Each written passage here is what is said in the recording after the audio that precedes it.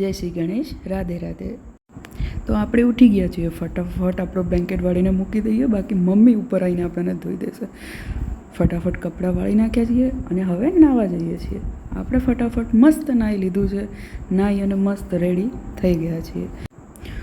ઓહો, જોયું તો સવારમાં ભરાયેલું હતું અહીંયા આગળ પાણી અને આપણે કરવું પડ્યું એને ખાલી. આવી ગયા છીએ નીચે, ફટાફટ દૂધ પી લઈએ.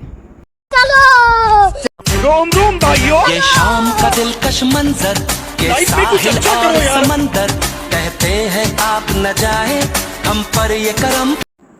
મમ્મીએ કીધું હતું ફટાફટ શાક સુધારી અને વઘારી દેજે. આપણે ફટાફટ શાક વઘારી દીધું છે અને આજે તો બાપા રે 2 જણનું ખાવાનું હતું એટલે જાતે જ લોટ બાંધી લીધો છે. મારે અને પપ્પાને જમવાનું હતું, નાનો ભાઈ ગયેલો હતો રામદેવરા, તો એનું જમવાનું હતું નહીં, મમ્મીને ઉપવાસ હતો. ફટાફટ રોટલી અને સબ્જી આપણે બનાવી લીધું છે. રોટલી અને સબ્જી બનાવ્યા પછી આપણે બેસી ગયા છીએ જમવાનું. અરે વાહ, જમવાનું તો બહુ જ ટેસ્ટી બન્યું હતું. ખાવાનું તો આપી દીધું છે માતાશ્રીએ, પણ બીજું શું, વાસણ તો ઉટકવા જ પડશે ને વાલા. अच्छा ठीक है. પછી આપણે આવી ગયા છે ગણપતિ દાદાની મૂર્તિ જોવા અને અમને મૂર્તિ પસંદ આવી ગઈ છે. ઘરે આવી અને ગણપતિ બાપાનું ડેકોરેશન જોયું.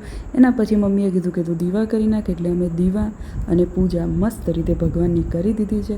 પૂજા કર્યા પછી અમે તુલસી માતાનો પણ દીવો કરી દીધો છે. પછી બાપુશ્રી પણ ઘરે આવી ગયા હતા, બધાએ સાથે મળી અને જમી લીધું. પછી અમે આવી ગયા છીએ અમારી બોટલ લઈને ઉપર, કપડાં ચેન્જ કરી લીધા છે અને હવે જઈએ છીએ અમે સૂવા માટે. આજે બનાવ્યો હતો મેં મારો ફર્સ્ટ બ્લોગ. તમને કેવું લાગ્યું મને જરૂરથી જણાવજો. રાધે રાધે.